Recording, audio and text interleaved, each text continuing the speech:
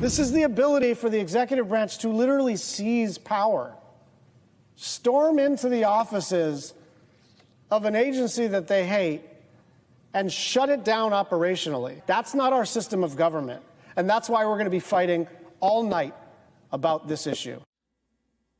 Democrats have been holding the floor on the U.S. Senate all day today. They started at 2:17 p.m. Eastern Time. This is a live look at the Senate floor right now, where Virginia Senator Tim Kaine is taking his term at the podium. But it has been all day. They have not given up the floor. You heard Senator Brian Schatz of Hawaii say there at the top that they're going to be fighting all night about this issue. The issue, as they're defining it, is a guy named Russell Vogt, who's Trump's nominee for White House budget director. Vogt is the chief proponent of the theory that Donald Trump can essentially eliminate Congress's role in the U.S. government and defund anything they say to do on his own say-so, even though that's not how the U.S. government works.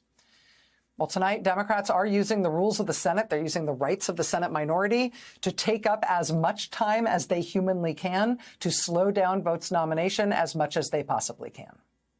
The other point of what they're doing here, of course, is to draw the American people's attention to just how radical this nominee is and why he should not be confirmed and why what he proposes as our new form of U.S. government would not be the democracy and the tripartite split system of government that makes us who we are. The first Democratic senator to announce he would really throw his body into the gears of the government like this was Senator Brian Schatz of Hawaii earlier this week. He said he would block all State Department nominations until Trump reversed his attack on U.S. humanitarian aid. Now tonight, right now, individual other Senate Democrats have followed that strategy. Senator Chuck Schumer is suggesting to Democrats that they should be taking that strategy broadly with all Trump nominees. And tonight, holding this Senate floor, they're really taking this strategy, which Schatz first announced, and running with it as far as they possibly can. Joining us now from the Senate is Senator Brian Schatz, Democrat of Hawaii. Senator Schatz, I appreciate you stepping off the floor and being with us. I know it's been a long day and it's going to be a long night. Thanks, Rachel, for covering this. I appreciate it. Let me ask how you and your colleagues are holding up and what ultimately you think will be the result of holding this floor all evening tonight. Well, we're fine. There's going to be 37 of us talking. We will not relinquish the floor for 30 hours until the final vote on Mr. Russ Vogt. And you've said it exactly right. Russ Vogt is an unusual Office of Management and Budget nominee. This is a job you shouldn't know the name of the person running the OMB, but he is actually one of the authors of Project 2025, and he has a very specific view of OMB. He basically thinks the OMB director should be the king's hand and represent the president in all things throughout the government, legislative, executive branch, wherever. He was the architect of the federal funding freeze that happened last week, where Medicaid portals were shut down, where Head Start was shut down, where construction projects were shut down. And he's got a lot more ideas for the American people, and none of them are good. He also basically views laws as optional. We pass an appropriations bill, and then he thinks that he gets to just say, well, Donald Trump doesn't like it, so we're going to shutter that agency. Look, if you don't like a particular part of the federal government, there is a way to change the federal government, and it's through your elected representatives in Congress. And I don't mean to be so fussy about these kinds of things, but this is the American system of democracy. So there's two problems with Russ Vogt. One is that what he proposes to do and what they have already done is illegal. And the other is that what they are doing is already harming people across the country. The first part of that, the illegal part of that, I think is sticking in everybody's craw, because it used to be when credible people who know the law pointed out that something is illegal, it was part of a sentence in which you were saying you can't do that because it's illegal. What we're seeing over and over again in this second Trump term, particularly from ideas that sprung from the brain of people like Russ Vogt, is that they are doing things that seem plainly illegal, and yet they are still doing them. I think the frustration and the exasperation of the American people on that front is that I think we all thought that the law would stop them, would sort of enjoin them from doing things that are against the law. How should we understand that tension, that lack of what's allowed them to do this stuff that feels so lawless? Be angry, but don't give up. Because what they want you to believe is that the law doesn't apply to them. Now, it's true that if they flood the zone and violate the law in multiple areas, it actually takes time for the court system to stop them. But last week, there was an injunction that was made final this week against the spending freeze. They also rejected the United States government's stupid argument about birthright citizenship. So one of the things that we need to do is not concede that this president and this president only is unconstrained by the law. He's going to try to violate the law in multiple places, but we have to not concede the point that when he writes an EO saying, for instance, I'm going to get rid of the Department of Education or the Bureau of Indian Education or the USAID Department, like, he can't do that. He may be able to do tons of damage in the meantime, but eventually most, if not all of these things will be overturned in a court of law, and they've got to follow it. It's also true, and you know this, Rachel, that the courts are tilted in Donald Trump's favor, but that's when it's a relatively close call, when there is a clear statute that they're violating. Even conservative judges and justices have batted them down. So we need to be furious, we need to be alarmed, but we need not to be despondent and act as if this person has already been installed as a monarch.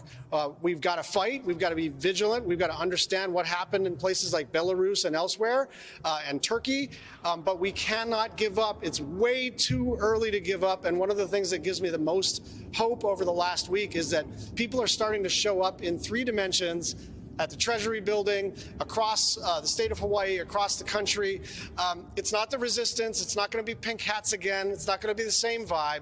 But there is a citizen movement now to take our country back. And once we're starting to see each other, we're starting to think, okay, it's going to take people in the legislative branch fighting. It's going to take smarter political operatives. It's going to take people in the media. It's going to take people in the civil service refusing to obey illegal orders. And it's going to take citizens everywhere supporting all of those efforts. Well, your fury and your alarm on this led you to say that Democrats needed to be doing more than they were already doing. They needed to be taking more extreme measures. You have been pushing your own party to take the kind of steps that you're taking tonight with leading this effort in the Senate. And for that, you unfortunately are going to be cursed with lots more invitations to be on cable news. So say yes more often, Senator. We need you at times like this. Thank you for being here tonight. Thank you. All right. Senator Brian Schatz, Democrat of Hawaii. Again, Democrats holding the floor tonight as we speak. They're planning on doing so around the clock overnight to try to fight back as hard as they can, to try to make it as annoying as possible and as slow as possible to get Russell Vogt confirmed as the budget director. This is happening right now live in the Senate in Washington, D.C. Stay with us. Welcome to Backroom Brief. My name is Drew Pearson, where we discover into the forces shaping our society, politics, and future. The latest political battles that are shaking up America's political landscape.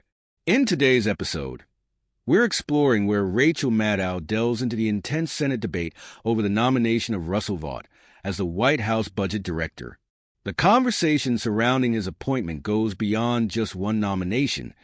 It speaks to broader concerns about executive power, legal accountability, and democratic resilience.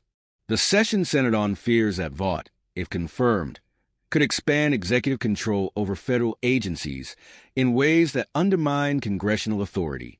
Senator Brian Schatz of Hawaii was at the forefront of the opposition, arguing that Vaught's past actions and views on executive power indicate a potential willingness to bypass legal frameworks. Why is Vaught's nomination controversial? Vought, known for his conservative policy positions, previously served as acting director of the Office of Management and Budget OMB. His tenure raised concerns among lawmakers who felt he prioritized political goals over legal constraints. Critics argue that he views laws as optional rather than mandatory, a stance that could lead to significant disruptions in federal programs and funding. A striking element of the discussion was the growing fear among federal employees regarding executive overreach. To address this, a new anonymous reporting platform was launched, allowing government workers to share concerns about political interference without risking their jobs. This move highlights a troubling reality. Many civil servants feel pressured to comply with directives that may be legally questionable. The need for anonymity underscores the widening gap between political appointees and career public servants who are tasked with upholding the law. This isn't just about Vaught's nomination. It's about the future of democratic governance in the U.S. With increasing concerns over executive overreach, grassroots activism and informed civic participation are essential to maintaining checks and balances. The debate over Russell Vaught's nomination is more than just a political battle. It's a defining moment in the struggle to maintain balance between the branches of government. The filibuster led by Democratic senators signals a strong resistance to executive overreach, but the real challenge lies in sustained civic engagement. The question remains, will the Senate confirm Vaught despite these concerns, or will public pressure force a reconsideration? Only time will tell, but one thing is certain. The fight for accountability and transparency in government is far from over. Thank you for joining me today on Backroom Brief. Please like and subscribe to the show so that we can bring more insightful shows. I'm your host, Drew Pearson,